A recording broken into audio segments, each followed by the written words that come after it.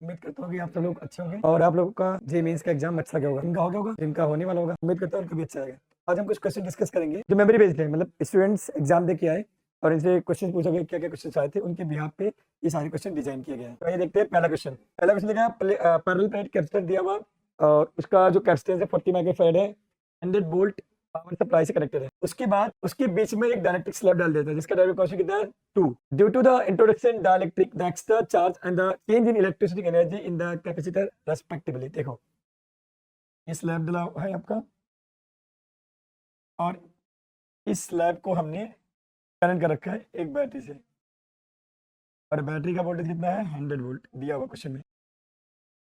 तो अगर अभी प्लेट के बीच में क्या एयर, तो एयर में जो कैपेसिटेंस है वो कितना दिया 40 माइक्रोफैराड। अब मैंने क्या डाल दिया स्लैब, स्लैब के डायरेक्ट्रिक कॉन्स्टेंट की वैल्यू कितनी है 2। तो तुम लोगों को पता होगा कि डायरेक्ट्रिक स्लैब डालने पे जो कैपेसिटेंस है वो के टाइम्स इंक्रीज कर जाता है। तो जगह के C naught that will equal to 2 into 40 that is 80 microfarad हो जाएगा। अब चार्ज की बात कर रहा है कि the introduction directly the extra charge and charge in electric energy in the capacitor respective, जो एक्स्ट्रा चार्ज होगा एक्स्ट्रा चार्ज। तो पहले क्या निकाला था इनिशियल चार्ज। अगर मैं इनिशियल चार्ज निकालूंगा तो क्यू नॉट आपका होता है C naught into V naught. C naught कितना है 40 एंड वी नॉट कितना है 100। ये माइक्रोफैराड है इसलिए इसको मैंने 10 to power 6 कर दिया, फैराड में कन्वर्ट कर दिया। अभी हो जाएगा 4 into 10 to power ये 3 हो जाएगा और -6 तो -3 कूलम हो जाएगा और भी कैसे 4 मिली कूलम। और जब हमने स्लैब डाला तो इसकी बैटरी से क्या है कनेक्टेड, तो तुम लोगों ने पढ़ा होगा कि अगेन अगर मैं सेम फॉर्मूला करूं कि Q इक्वल टू क्या होता है CB। पोटेंशियल में कोई चीज नहीं है 100 ही है, बट कैपेसिटेंस क्या हो गया 2 टाइम्स बढ़ गया। तो अगर कैपेसिटेंस 2 टाइम्स बढ़ जाएगा तो जो फाइनल चार्ज हो जाएगा 2 इन मीडियम वो भी क्या हो जाएगा K टाइम्स बढ़ जाएगा, तो K इंटू क्यू नॉट हो जाएगा।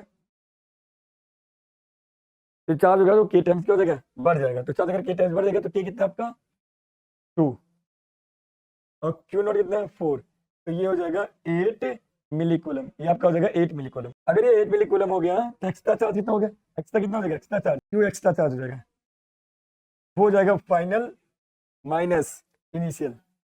फाइनल कितना 8, इनिशियल कितना है आपका 4, तो हो जाएगा 4 मिली कूलम। तो जो एक्स्ट्रा होगा हो जाएगा 4 मिली कूलम। अगर 4 मिली कूलम केवल एक ही ऑप्शन में है तो सी टिक कर सकते हो कि सी ऑप्शन करेक्ट होगा। बट एनर्जी पूछा हुआ चेक कर लेते, अगर मान लो एग्जाम में होगा तो मैं सेकंड वैल्यू को चेक करने की जरूरत नहीं है क्योंकि 4 मिली कूलम केवल एक ही ऑप्शन में। अब मैं चार्ज चेक कर लेता हूँ कि चार्ज कितना हो जाएगा। तो चार्ज बोला एनर्जी की बात करेंगे, तो अब एनर्जी की बात करते हैं।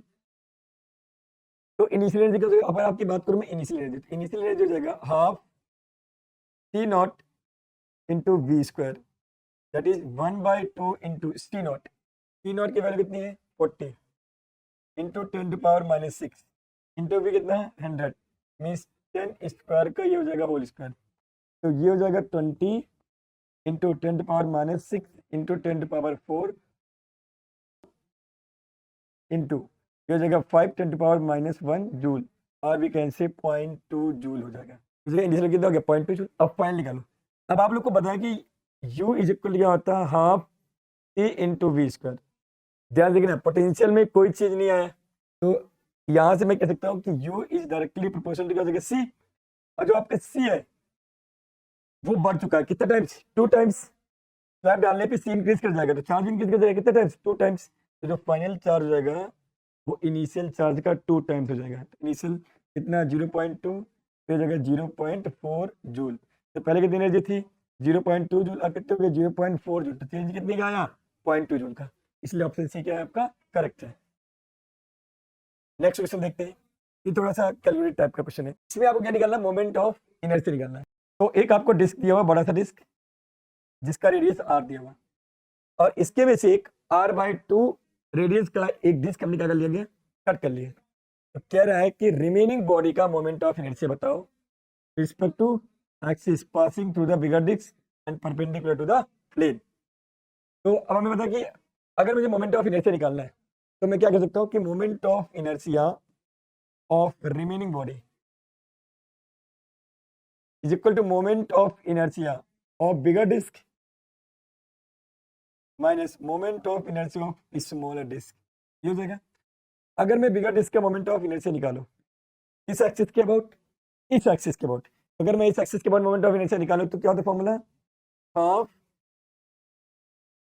एम आर स्क्वायर माइनस, अगर मैं इसका निकालूं तो मुझे इसका निकालना है, इसके अबाउट निकालना है, बट मुझे इस वाले स्फीयर का मोमेंट ऑफ इनर्शिया इसके अबाउट पता है, तो मुझे क्या करना पड़ेगा, पैरेलल एक्सिस थ्योरम। तो पैरेलल एक्सिस थ्योरम क्या होता है, moment of inertia about centre of mass plus m into A square, और ये क्या होता है, दोनों एक्सिस के बीच का डिस्टेंस, दैट इज r/2। अब बच्चे गलती करेंगे, बड़े वाले डिस्क का मास कितना माना हमने, कैपिटल एम, तो छोटे वाले डिस्क का मास तो कैपिटल एम नहीं होगा, तो यहाँ पे बच्चे गलती से एम लिख देते हैं, बट यहाँ पे क्या होना चाहिए, एम डैश। एम डैश हम कैलकुलेट कर लेते हैं कि एम डैश क्या होगा। तो बताया कि जो मास होगा वो 2D डिस्ट्रीब्यूशन है, एरिया के फॉर्म में डिस्ट्रीब्यूटेड, तो जो मास होगा किसी डिस्क का वो एरिया के प्रोपोर्शनल होगा, तो जो मास होगा इस प्रोपोर्शनल टू क्या हो जाएगा, पाई आर स्क्वायर, एरिया के रेडियस क्या होगा, डायरेक्टली स्क्वायर के प्रोपोर्शनल होगा। इस छोटे वाले का रेडियस क्या हो गया, 1/2 टाइम्स, अगर 1/2 का स्क्वायर कितना हो जाएगा, 1/4, तो जो मास होगा वो 4 टाइम्स कम हो जाएगा, तो स्मॉलर डिस्क का जो मास होगा वो बड़े वाले का 1/4 होगा। अब यहाँ पे अब यहाँ पे हो जाएगा 1/2 mr square minus centre of mass के बाद क्या होता है, सेम वो भी डिस्क है, तो हो जाएगा m डैश r मतलब r/2, क्योंकि r/2 रेडियस है, r/2 का whole square mr square divide by 2 plus m dash r square divide by 4 हो जाएगा। अब m dash r square divide by 4 common ले लो, तो ये जगह 1/2 mr square minus m dash r square divide by 4 हमने कॉमन ले लिया, तो यहाँ क्या बचेगा, ये 1/2 और यहाँ क्या बचेगा, 1 बचेगा।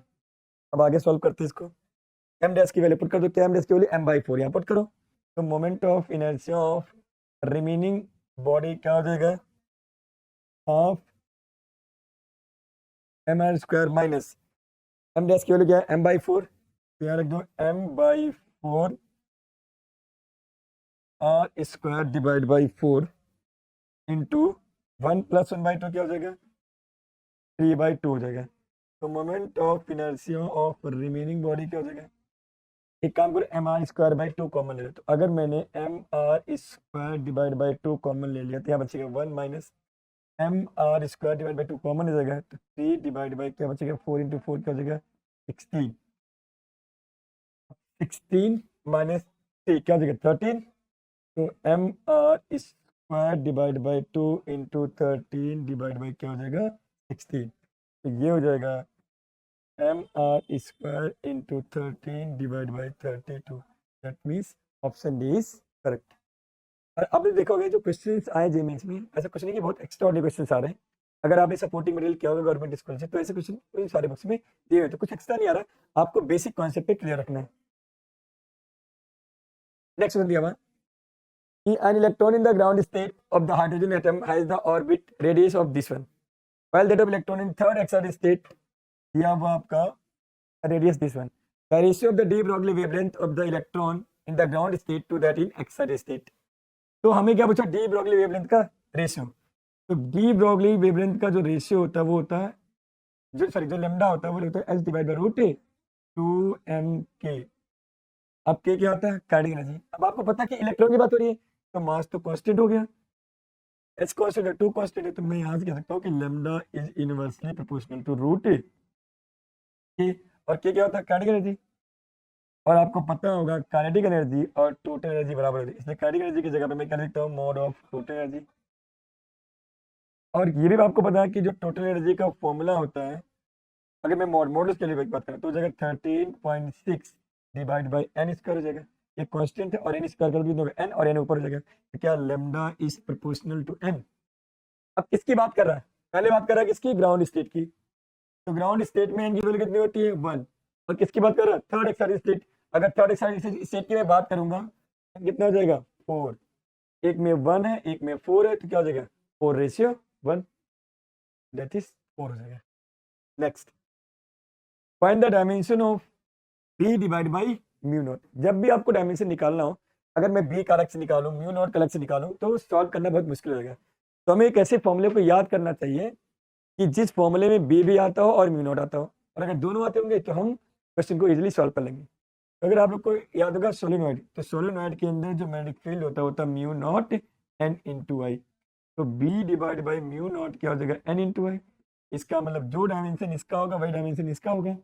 एन एन क्या होता है, number of turns per unit length.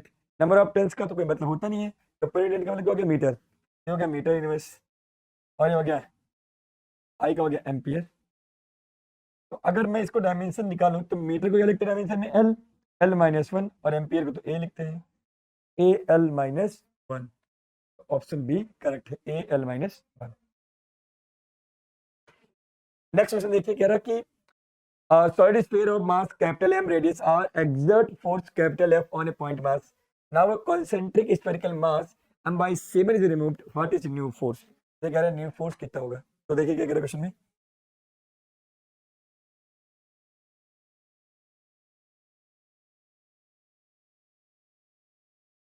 तो अगर मैं इस क्वेश्चन को आप लोगों को समझाना चाहता हूँ, एक ऐसा स्फीयर है और इस स्फेरिकल बॉडी में से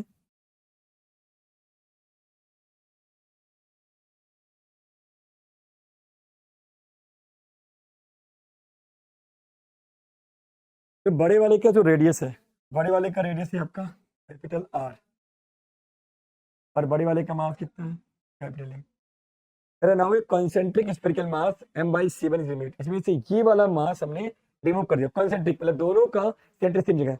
what is the new force, तो हमने एज्यूम कर लिया कि यहाँ पे कोई पॉइंट मास है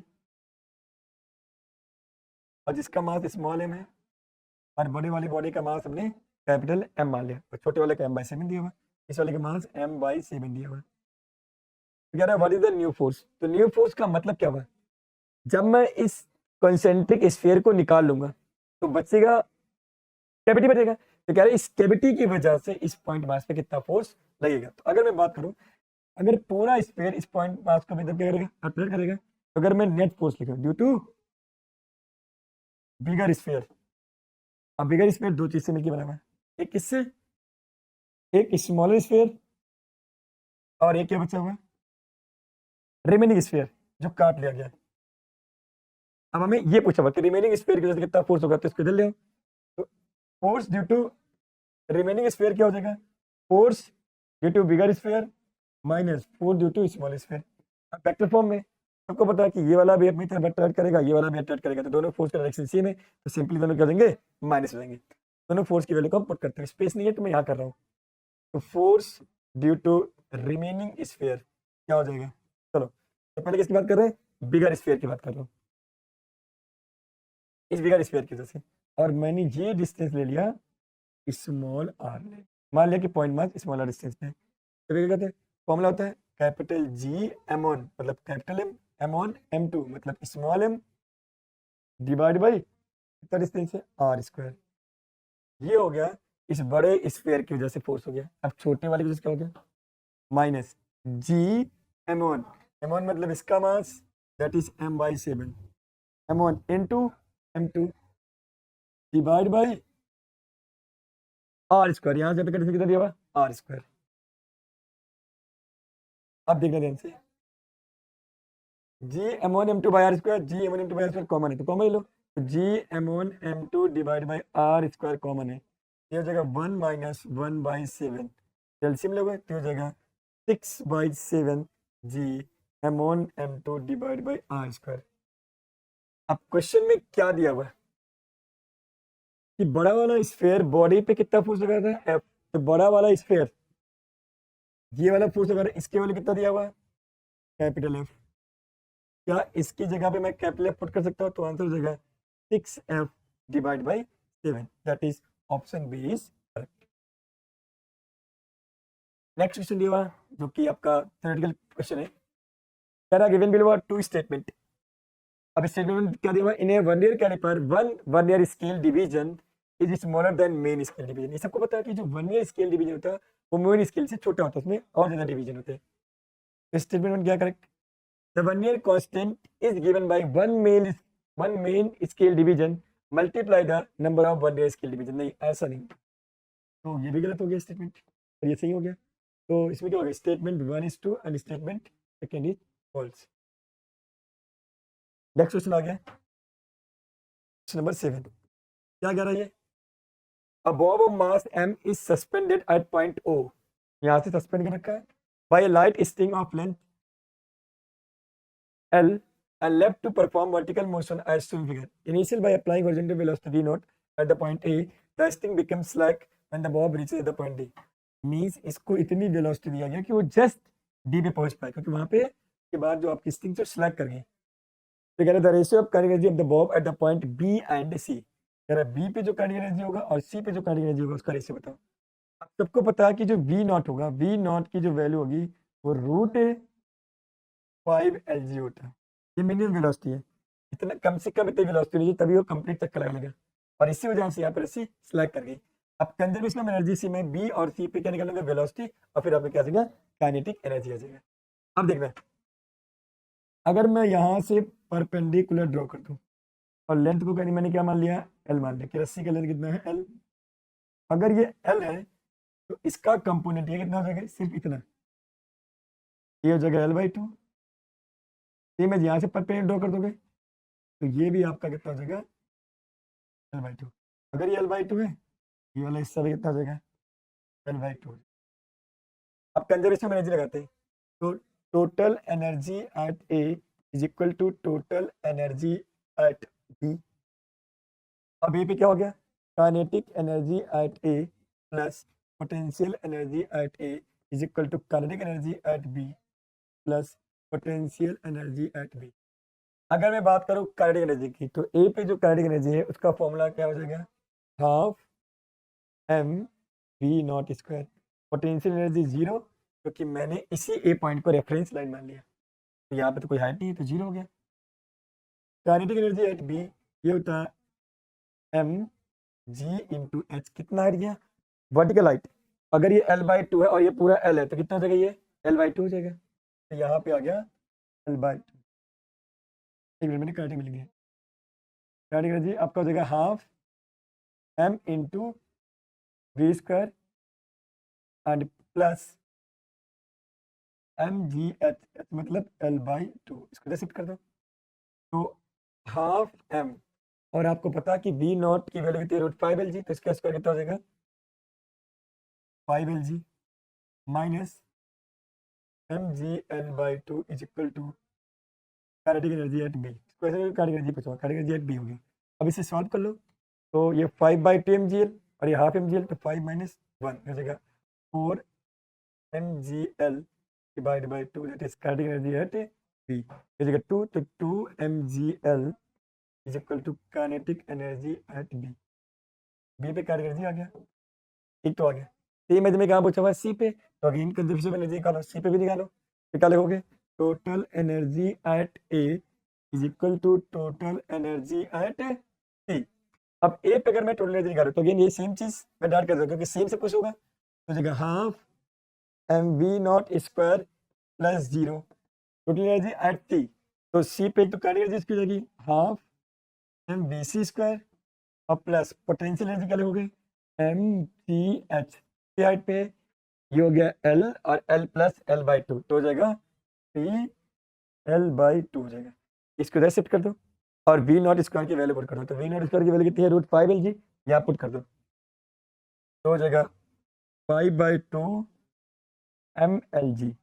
इधर ले आओ, तो minus 3/2 mLG is equal to kinetic energy at C. और 5 - 3 कितना हो गया? 2, 2/2 1, दैट इज mgl आ गया। mgl आ गया kinetic energy at C. Question number, अब रेशियो किसका पूछा हुआ? पी एंड सी का, इसका और इसका रेशियो। तो अगर मैं काइनेटिक एनर्जी एट बी और काइनेटिक एनर्जी एट सी को डिवाइड कर दूं, kinetic energy at B divide by kinetic energy at C divide कर दूं, तो देखो इसमें भी mgl है और इसमें भी mgl है, तो mgl से mgl क्या हो गया? कट दीजिए, यहाँ क्या बचा? 2, यहाँ क्या बचा? 1, तो 2/1, that is option A is correct. अब चलते हैं नेक्स्ट क्वेश्चन की तरफ। तरह की ice at -10 degree Celsius it to be converted into steam at 110 degree Celsius. Mass of ice is 10⁻³ kg। 10⁻³ kg का मतलब 1 ग्राम दिया हुआ। What is amount of heat required? तो देखो कैसे करना है। आपके पास जो आइस है, यहाँ पे आइस है और इसका जो टेम्परेचर है वो -10 डिग्री सेल्सियस दिया हुआ है। सबसे पहले आइस अपना टेम्परेचर इंक्रीज करेगा और -10 डिग्री सेल्सियस का आइस 0 डिग्री सेल्सियस के आइस में कन्वर्ट हो गया। अब यहाँ पे मेल्टिंग शुरू हो जाएगा। अब 0 डिग्री सेल्सियस का आइस 0 डिग्री सेल्सियस के वाटर में चेंज होगा। उसके बाद 0 डिग्री सेल्सियस का वाटर अब आपका 100 डिग्री सेल्सियस के वाटर में कन्वर्ट होगा। अब 100 डिग्री सेल्सियस का वाटर 100 डिग्री सेल्सियस के स्टीम में चेंज होगा। इसके बाद 100 डिग्री सेल्सियस का स्टीम का टेम्परेचर बढ़ेगा। अब कितना हो जाएगा 110 डिग्री सेल्सियस का क्या बन जाएगा स्टीम। रोल के टेस्ट प्रोसेस है। एज्यूम कर लिया कि यहाँ पे हीट कितना लगा Q1, यहाँ पे हीट लगा Q2, यहाँ पे हीट लगा Q3, यहाँ पे हीट लगा Q4 और यहाँ पे हीट लगा, और इन सबको हमें ऐड कर देंगे तो मुझे क्या मिल जाएगा, टोटल हीट मिल जाएगा। एक एक को निकालते, पहले क्या निकालते, डेल्टा Q1। अब आपको याद रखना कि जब जब आपका टेम्परेचर चेंज होगा तब आप लगाओगे MS डेल्टा T, और जब जब आपका स्टेट चेंज होगा तो आप क्या लगाओगे M इंटू L। L क्या होता है आपका लेटेंट हीट ऑफ फ्यूजन। यहाँ पे क्या चेंज हो रहा है, ओनली टेम्परेचर, क्योंकि यहाँ भी आइस है यहाँ भी आइस है सॉलिड स्टेट में, तो हो जाएगा MS डेल्टा T। मास कितना है 1 ग्राम। और तुम लोग को पता होना चाहिए कि आइस का जो स्पेसिफिक हीट कैपेसिटी होता है ये 1/2 कैलोरी होता है।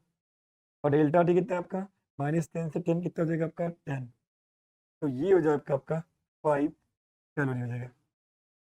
इमेज अगर मैं डेल्टा Q2 निकालूं तो डेल्टा Q2 कितना हो जाएगा। अब इस बार आपका क्या चेंज हो रहा है, स्टेट चेंज हो रहा है। आप क्या लगाओगे M इंटू L लगाओगे और लेटेंट हीट ऑफ क्या लगाओगे फ्यूजन। मास कितना 1 ग्राम, और आइस का जो लेटेंट ऑफ फ्यूजन होता है वो 80 कैलोरी पर ग्राम होता है, तो ये जगह 80 कैलोरी। और मैं कैलोरी में क्यों निकाला क्योंकि ऑप्शन कैलोरी में है। Next delta Q3। Delta Q3 में क्या चेंज हो रहा है, आपका टेम्परेचर, तो क्या आगे लिखोगे MS डेल्टा T। मास कितना 1 gram, specific heat capacity of water कितना होता है 1 कैलोरी पर ग्राम पर डिग्री सेल्सियस। डेल्टा टी कितना है 100, तो ये आपका हो गया 100 कैलोरी। अब डेल्टा Q4, अब 100 डिग्री सेल्सियस का वाटर 100 डिग्री सेल्सियस की स्टीम में चेंज हो रहा है, तो यहाँ पे क्या चेंज हो रहा है स्टेट, तो क्या लगाओगे M into latent heat of vaporization. M कितना है 1 और ये कितना हो गया 540, तो हो गया 540 कैलोरी। नेक्स्ट डेल्टा Q5, अब क्या चेंज हो रहा है टेम्परेचर, तो लिखोगे MS डेल्टा T। मास कितना है 1 और स्पेसिफिक हीट ऑफ स्टीम ये होता है 0.48। एग्जाम में क्या दिया होगा, बच्चे का मेमोरी बेस्ड क्वेश्चन तो उसे याद नहीं किया था डेटा, ये दिया होगा डेटा। इंटू डेल्टा टी कितना है 10, तो ये आ जाएगा 4.8 कैलोरी। अब आपको क्या निकालना टोटल हीट, सबको ऐड कर दो, तो अगर मैं टोटल हीट निकालूंगा तो कितना हो जाएगा, पहले आपका हो जाएगा 5, फिर हो जाएगा आपका 80, और फिर आपका हो जाएगा 100, फिर आपका हो जाएगा 540, और फिर आ जाएगा 4.8। अब अंदाजा ले लेते हैं, तो 540 और 100 ये हो जाएगा 540 और 40 एंड 80 120 हो जाएगा, तो 120 का मतलब हो जाएगा 620 हो गया, इन दोनों का सम हो जाएगा आपका 620, और ये जगह 720 725 प्लस समथिंग हो जाएगा, तो ये हो जाएगा 725 समथिंग, तो ये ऑप्शन नहीं करेक्ट होगा। और 4.8 लगभग 5 मान लो, आंसर आ जाएगा 730 कैलोरी, तो ऑप्शन ए क्या आपका करेक्ट है। नेक्स्ट क्वेश्चन देखते हैं। ये बात given a thin convex lens of glass, refractive index mu, and each slope having radius of curvature r, one side is polished on complete reflection at far distance from the lens, an object be placed on the optic axis and on the optic axis, so that image that formed on the object itself। तो दिया हुआ कि एक आपको convex lens है और convex lens का एक सरफेस क्या कर दिया गया, सिल्वर कर दिया गया, इसको सिल्वरिंग कर दिया गया, और दिया हुआ R1 is equal to R2 is equal to R दिया हुआ, और जो रिफ्रैक्टिव इंडेक्स है n उसकी वैल्यू म्यू दे रखी है। अब आपको पता होगा कि जब मैं एक सरफेस को क्या कर दूंगा, सिल्वर कर दूंगा, तो लाइट यहाँ से जाएगा, रिफ्रैक्शन होगा, फिर रिफ्लेक्शन होगा, फिर वापस ही आ जाएगा। तो लेंस कैसे बिहेव करता है, मेरे की तरह बिहेव करने लगता है। तो जब भी किसी भी लेंस का एक सरफेस में क्या कर दूंगा, सिल्वर, तो आपका जो लेंस हो कैसे बिहेव करेगा, मेरे की तरह बिहेव करने लग जाएगा। इसका एक फॉर्मूला होता है, फॉर्मूला ये होता है कि 1 divide by F effective is equal to 1 divide by F M, मतलब focus of mirror, minus 2 divide by focus of lens. तो ये जो लास्ट वाला सरफेस है कैसे बिहेव कर रहा है, मिरर की तरह, और बाकी कंप्लीट लेंस की तरह। तो पहले मैं क्या निकालू, 1 बाई एफ एल निकालू, फिर 1 बाई एफ एम निकालू, फिर इन दोनों को पुट कर दो। तो पहले 1 बाई एफ एल निकालता हूँ। तो आप लोग को पता है कि जो 1 बाई एफ एल होता है, ये होता है n माइनस 1, ये होता है 1 by R 1 minus 1 by R 2 होता है, और n की वैल्यू क्या रखी है, म्यू, तो म्यू माइनस 1, 1 बाई आर 1 भी क्या है, आर, वो भी प्लस का आर क्योंकि कर्वेचर इस तरफ है, और आर 2 क्या हो जाएगा आपका, माइनस का आर, तो माइनस माइनस हो जाएगा प्लस, हो जाएगा mu minus 1 into 2 by R हो जाएगा। और फोकल लेंथ और मिरर क्या होता है, अगर मैं फोकल लेंथ और मिरर की बात करूं तो मिरर क्या हो गया, कैसे मिरर बनेगा, ये जो मिरर है कैसे बना हुआ, कॉनकेव मिरर। तो कॉनकेव मिरर का जो फोकल लेंथ होता है वो रेडियस ऑफ कर्वेचर का क्या होता है, हाफ होता है, तो आर बाई 2 हो जाएगा। अब वैल्यू पुट कर देते हैं यहाँ पे, तो 1 divide by F equivalent is equal to 1 by F M, 1 by F M मतलब इसका उल्टा, दैट इज 2 बाई आर, लेकिन माइनस का, क्योंकि कॉनकेव मिरर का जो फोकल लेंथ होता है वो नेगेटिव होता है। उसके बाद 1 बाई एफ एल जो आपका आया है, ये वाला 1 बाई एफ एल, ये आपका आया है minus 2 into 1 by F L की वैल्यू क्या है, mu minus 1 into 2 by R हो गया। तो 1 बाई एफ इक्विवेलेंट कर सकते, यहाँ भी 2 बाई आर, यहाँ भी 2 बाई आर कॉमन है, तो माइनस 2 बाई आर कॉमन ले लो, तो यहाँ बचेगा 1, और अगर मैं माइनस 2 बाई आर कॉमन ले लो तो बचेगा प्लस 2 इंटू म्यू माइनस 1 बचेगा, ये आपका बचेगा 1 प्लस 2 म्यू माइनस 1 बचेगा।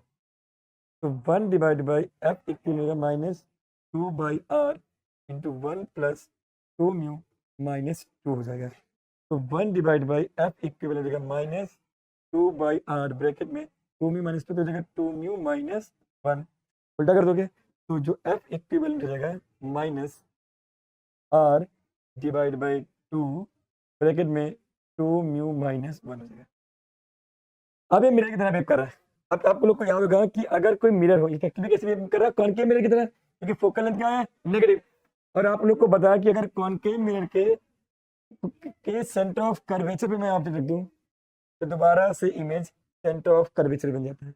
इसके लिए अगर आप चाहते हो कि ऑब्जेक्ट और इमेज कोइंसाइड करे तो ऑब्जेक्ट कहाँ रखा होगा, इफेक्टिव जो मिरर है उसके सेंटर ऑफ कर्वेचर रखा होगा। और सेंटर ऑफ कर्वेचर क्या होता है, जो सेंटर ऑफ कर्वेचर होता है, सेंटर ऑफ कर्वेचर COC जो होता है वो 2 इंटू एफ इक्विवेलेंट होता है।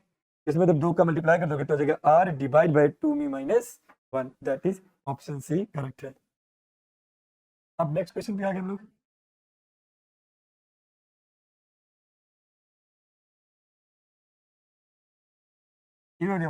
An electron is made to enter symmetrically between two parallel and equally opposite charged metal plates, each of length 10 centimeter। तो दो आपके प्लेट हैं ऐसे, मान लो ये पॉजिटिव प्लेट है और ये नेगेटिव प्लेट है, इनकी जो लेंथ दे रखी है एल वो दिया हुआ 10 सेंटीमीटर। तो जो आपका एल दिया हुआ ये दिया हुआ आपको 10 centimetre. The electron emerges out of the electric field region with a horizontal component of velocity 10 to power 6 metre पर second. The magnitude of electric field, ये दिया हुआ आपको इलेक्ट्रिक फील्ड जो दिया हुआ ये दिया हुआ 9.1 वोल्ट पर सेंटीमीटर। तो जो E हो जाएगा 9.1 इंटू 10 स्क्वायर वोल्ट पर मीटर हो जाएगा। Then the vertical component of velocity of electron पूछा हुआ है। अब देखो, अब जब यहाँ से इलेक्ट्रॉन एंटर करेगा, मान लो यहाँ से इलेक्ट्रॉन, और मान लो इलेक्ट्रॉन ऐसे एंटर कर रहा था यहाँ पे, जब इलेक्ट्रॉन एंटर किया तो क्या रहा कि the electron emerges out of the electric field, तो इलेक्ट्रॉन को ये अट्रैक्ट करेगा प्लेट, तो इलेक्ट्रॉन कुछ यूं जाके ऐसे निकला हुआ यहाँ से कहीं ऐसे कुछ। यहाँ पे इलेक्ट्रॉन के दो कंपोनेंट होंगे, एक कंपोनेंट होगा बीच में से नहीं निकल सकता क्योंकि प्लेट से टकरा जाएगा, एक कंपोनेंट हो गया आपका Vx और एक कंपोनेंट हो गया एक कंपोनेंट आपका हो गया वी वाई हो गया, और ये हो गया आपका वी एक्स। अगर मैं ध्यान दूँ तो देखो, जो एक्स कंपोनेंट होगा वो टाइम के साथ इंक्रीज करेगा क्योंकि फ्लूइड क्या कर रहा है, अट्रैक्ट कर रहा है, बट वाई कंपोनेंट में कोई चीज नहीं आएगा क्योंकि इस डायरेक्शन में कोई फोर्स नहीं है, और इलेक्ट्रॉन पे हमेशा इलेक्ट्रिक फील्ड के अपोजिट लगता है फोर्स। इलेक्ट्रिक फील्ड इधर है, इलेक्ट्रॉन पे जो फोर्स लगेगा F is equal to minus Q into E, वो इस तरफ लगेगा तो अट्रैक्ट होगा, इसलिए वी एक्स कंपोनेंट टाइम के साथ इंक्रीज करेगा, वी वाई पे नहीं बढ़ेगा, तो आपको वी एक्स दिया हुआ। तो कैसे वी एक्स निकालेंगे, देखो, तो इलेक्ट्रॉन पे जो फोर्स होता है आपका, फोर्स, अगर मैं फोर्स की बात करूं वो होता है टू इंटू ई। अगर मैं एक्सेलेरेशन की बात करूं तो एक्सेलेरेशन क्या होता है, फोर्स डिवाइड बाई मास हो जाएगा। अगर मैं ई की बात करूं तो यह है 1.6 इंटू 1.6 इंटू 10⁻⁻19। इलेक्ट्रिक फील्ड आपको दिया हुआ 9.1 इंटू 10 स्क्वायर दिया हुआ, और मास आपको 9.1 इंटू 10⁻⁻30 ऊपर दिया हुआ। अब ध्यान देना, डेटा कितना अच्छा दिया हुआ है, ये वाला 9.1 इस वाले 9.1 से क्या हो जाएगा, कैंसिल आउट हो जाएगा, तो जो आपका एक्सीलरेशन हो जाएगा वो 1.6 इंटू, अब ये ऊपर आ जाएगा तो 31 और 2 आपका हो जाएगा 10⁻43 इंटू 10⁻⁻90। अब एज हो जाएगा वो 1.6 इंटू 10⁻⁻, नहीं प्लस का होगा 13 मैंने 9, ये हो जाएगा 4, यहाँ बचेगा 2, 2 में से 1 के तो ये हो जाएगा 14, हो गया मीटर पर सेकेंड स्क्वायर। अब वी एक्स दिया हुआ, अब यहाँ जो स्पेस नहीं है तो आपको पता है कि जो वी एक्स होता है तो क्या होगा, U X plus A X into T. V X आपको दिया हुआ है, जो आपको वी एक्स दिया हुआ है विद हॉरिजॉन्टल कंपोनेंट ऑफ 10⁻⁻6, जो आपको हॉरिजॉन्टल कंपोनेंट दिया हुआ कितना दिया आपको 10⁻6 मीटर पर सेकेंड दिया हुआ, ये दिया आपको 10⁻6, ये आपको 0 है, और ए वाई दिया हुआ प्लस 1.6 इंटू 10⁻14 इंटू हो जाएगा टी, तो टी क्या आ जाएगा, टी आ जाएगा आपका 10⁻6 डिवाइड बाई 1.6 इंटू 10⁻14 सेकेंड हो जाएगा, और भी कैसे टी इज इक्वल टू हो जाएगा, इसको ये छोड़ दो क्योंकि ये फाइनल आंसर तो नहीं, और तुम्हें सॉल्व करोगे टाइम वेस्ट होगा। हमने जो पूछा हुआ उस पर ध्यान देते हैं, क्या पूछा हुआ, वर्टिकल कंपोनेंट पूछा हुआ, तो वर्टिकल कंपोनेंट कैसे निकालोगे, क्या वर्टिकल कंपोनेंट में कोई फोर्स नहीं लग रहा है तो स्पीड कैसे रहेगी कांस्टेंट, तो क्या लिखोगे, डिस्टेंस इक्वल टू क्या हो जाएगा, स्पीड इनटू टाइम हो जाएगा। तो अगर स्पीड निकालना है, स्पीड निकालना है तो जगह डिस्टेंस डिवाइड बाय क्या हो जाएगा, टाइम।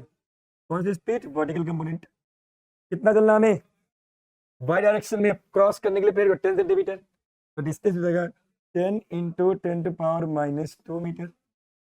टाइम, टाइम कितना दिया हुआ है 10⁻6 डिवाइड बाई 1.6 इंटू 10⁻14, तो जो आपका वी वाई हो जाएगा ये ऊपर चला जाएगा, तो हो जाएगा ये 10⁻−1 इंटू 1.6 इंटू 10⁻14 डिवाइड बाई 10⁻6। अब 10⁻6 से कट जाएगा तो क्या हो जाएगा 10⁻8 आ जाएगा, और 10⁻8 आ जाएगा और फिर इससे एक और माइनस होगा तो 10⁻7। आंसर हो गया 1.6 इंटू 10⁻7 मीटर पर सेकेंड, सॉरी ये 8, ठीक है। अब देखते कौन सा ऑप्शन करेक्ट है, तो अगर मैं इस चीज को ऐसे लिख सकता हूँ तो हो जाएगा 16 इंटू 10⁻6 मीटर पर सेकेंड। नेक्स्ट क्वेश्चन चलते हैं, ये आसान क्वेश्चन है और मॉडर्न फिजिक्स का है। क्या है work function of cesium and lithium metals are 1.9 electron volt and 2.5 electron volt, तो स्प्रिंट है, इलेक्ट्रॉन वोल्ट है। If incident a light of wavelength lambda 550 nanometer on these two metal surface, then photoelectric effect is possible for the case, तो मतलब possible मतलब क्या, इनमें से कौन कौन से इलेक्ट्रॉन एमिशन होगा। अगर इस लाइट के पास वर्क फंक्शन से ज्यादा एनर्जी होगी तो इलेक्ट्रॉन का एमिशन होगा और नहीं तो नहीं होगा, तो निकालते हैं। E इज इक्वल टू होता है H C divide by lambda. अगर मैं एच सी की बात करूँ तो हो जाएगा 1240 इलेक्ट्रॉन वोल्ट नैनोमीटर, लेमडा कितना देगा 515 नैनोमीटर, इससे कैंसिल आउट हो गया, 0 से 0 कैंसिल आउट हो गया, जो आपका ई आ जाएगा सॉल्व पर किया जाएगा 2 पॉइंट आई थिंक में चेक लें 2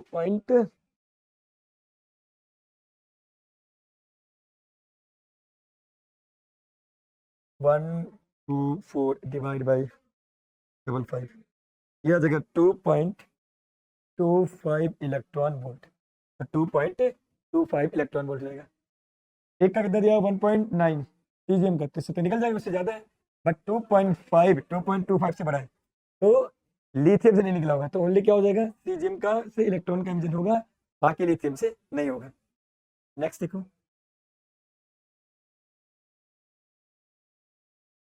अगला दिया हुआ a closed organ and an open organ tube are filled by two different gases having same bulk modulus but different density। तो क्लोज ऑर्गन पाइप है ओपन में, दोनों में जो बल्क मॉडुलस है B1 और B2 ये सेम है, बट डेंसिटी का जो रेशियो दिया हुआ √1 एंड √2 दिया, ठीक है। The frequency of 9th harmonic of close tube is identical to 4th harmonic of open tube. तो फ्रीक्वेंसी ऑफ 9th हार्मोनिक, ये क्या दिया हुआ 9th हार्मोनिक क्लोज्ड पाइप का इज आइडेंटिकल सेम है 4th harmonic of open tube, ये दिया हुआ। उसके आगे कहते हैं the length of the close tube is 10 centimetre. The density ratio आपको दिया हुआ √1 रेशियो √2, ये दिया हुआ आपका 1:16। Then the length of the open tube, मतलब हमें इसका लेंथ निकालना है। आप सबको पता है कि जो क्लोज ट्यूब का फॉर्मूला होता है फंडामेंटल, जो होता है फंडामेंटल होता है आपका V/4L होता है, और यहाँ ये फंडामेंटल होता है। तो कौन सा हार्मोनिक 9th हार्मोनिक, इसमें 9 का मल्टीप्लाई कर दोगे 9th हार्मोनिक आ जाएगा। इसका जो फंडामेंटल होता है इसका फॉर्मूला होता है V/2L, बट ये कौन से हार्मोनिक में है, ये 4th हार्मोनिक, यहाँ 4 आ जाएगा। अब यार दोनों की वेलोसिटी अलग अलग होगी, तो यहाँ V क्लोज लिख दिया, यहाँ पे ओपन, ये लेंथ ओपन वाले का है और ये लेंथ क्लोज वाले का है। अब सारी वैल्यूज हम पुट कर देते हैं, देखते क्या आता है। ये हो जाएगा 9/4 वेलोसिटी इन क्लोज्ड ऑर्गन पाइप, लेंथ दिया हुआ 10 सेंटीमीटर। चलो ये आ गया इज इक्वल टू, ये 2 हो जाएगा, तो V0 डिवाइड बाय, आपको LC पूछा हुआ, length of closed organ pipe पूछा हुआ। ये सबको इधर ले आते हैं, तो यहाँ से क्या आ जाएगा, देखो ये 2 इधर आ जाएगा, तो 2 4 यह जगह 4 2 जा, तो ये जगह 9 डिवाइड बाय 4 जा 8 80 हो जाएगा, तो 9/80 आ गया, क्योंकि ये 4 8 और 80 हो जाएगा, ठीक है। और ये जगह VC डिवाइड बाय V0 हो जाएगा is equal to 1 divide by length of closed organ pipe हो जाएगा। अब वेलोसिटी की बात करो, आप लोग को पता होगा कि जो वेलोसिटी होता है, ठीक है, इसका वेलोसिटी जो होता है वो √β डिवाइड बाय √, सबको पता है। जो वेलोसिटी होता है आपका साउंड वेव का, वो होता है V is equal to root bulk modulus divide by क्या होता है, डेंसिटी होता है। अब क्वेश्चन में बल्क मॉडुलस क्या दिया हुआ सेम, तो अगर बल्क मॉडुलस क्या दिया हुआ है सेम, तो डेंसिटी क्या हो जाएगा, उल्टा हो जाएगा। अब क्लोज्ड वाले की डेंसिटी क्या दी हुई है √1, क्योंकि पहले क्लोज्ड दिया था, क्लोज्ड वाले की डेंसिटी दे रखी है √1, तो वेलोसिटी का उल्टा है, तो जगह 9/80 इंटू √2 डिवाइड बाय √1 हो जाएगा, क्योंकि ये इनवर्सली दिया हुआ है, is equal to 1 divide by length of closed organ pipe. Space नहीं तो इधर आ जाओ, तो 9/80 एंड रूट 1/√, कितना दिया हुआ 1/16, तो √2/1 की जगह 60 हो जाएगा, तो जगह 16 divide by 1 is equal to 1 divide by length of, क्या आ गया आपका, तो ये लेंथ ऑफ ओपन पाइप है, मैंने क्लोज लिख दिया, और यहाँ क्लोज है तो यहाँ C हो जाएगा, और ये आपका ओपन है, यहाँ ओपन लिख दो, और ये ओपन है, मैंने गलती से क्लोज कर दिया, ओपन है, तो लेंथ ऑफ ओपन पाइप अब हो जाएगा 9 डिवाइड बाय 80 इंटू ये हो जाएगा 4, ये हो जाएगा 16 is equal to 1 divide by, तो अब यहाँ से सॉल्व कर लोगे तो 1 बाई जो L0 हो जाएगा 16 डिवाइड बाई, इसमें ये चीज़ क्या हो गया था, तो ये 16 नहीं हुआ 20 करते 16 के, मैंने ये दोबारा करते सॉल्व, हो जाएगा 9/80 into 4 is equal to 1 divide by L0 हो जाएगा। अब ये हो जाएगा 20, उल्टा कर दो तो L0 हो जाएगा 20 डिवाइड बाई 9 सेंटीमीटर, हो जाएगा 20 divide by 9 centimetre. Next question की बात करेंगे, पहले कर लेते हैं। There are two spherical black bodies of radii 0.2 centimeter and 0.4 centimeter are at temperature 400 Kelvin and 800 Kelvin. If the energy radiated by small body is E, then the energy radiated by large body. आप लोग को पता है कि energy radiation bye ये black body होता है, ये होता है सिग्मा ए टी पे पावर 4 होता है, और स्फीयर की बात कर रहे हैं तो ई हो जाएगा सिग्मा ये जगह 4 पाई आर स्क्वायर इंटू टी पे पावर 4। तो जो ई प्रोपोर्शनल हो जाएगा वो आर स्क्वायर टी पे पावर 4 हो जाएगा।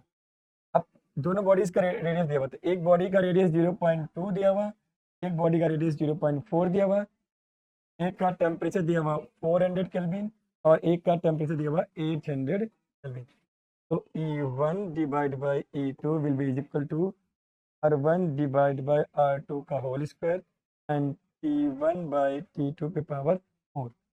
तो ये आपका हो जाएगा R1 बाई R2, ये जगह 0.2 डिवाइड बाई 0.4 का whole square into T1 by T2, 400 divide by 800 पे पावर 4। तो अगर इन्हें सॉल्व करोगे तो ये कट के 2 आ जाएगा और ये भी 2 आ जाएगा, तो 2 पे पावर 4 16 और ये 2 पे पावर 4 16 to 4 64 हो जाएगा ये। तो E1 बाई E2 हो जाएगा 1 डिवाइड बाई 64 और E1 कितना दिया हुआ है E हो जाएगा 64 E इज इक्वल टू हो जाएगा E2। That is C option आपका, जो ये आपका सी ऑप्शन करेक्ट है। तो आज का इतना ही, फिर नेक्स्ट अभी लेक्चर होगा तो जो नए क्वेश्चन होंगे मेमोरी बेस्ड उसका सोल्यूशन आपको मिल जाएगा। तब तक के लिए टेक केयर।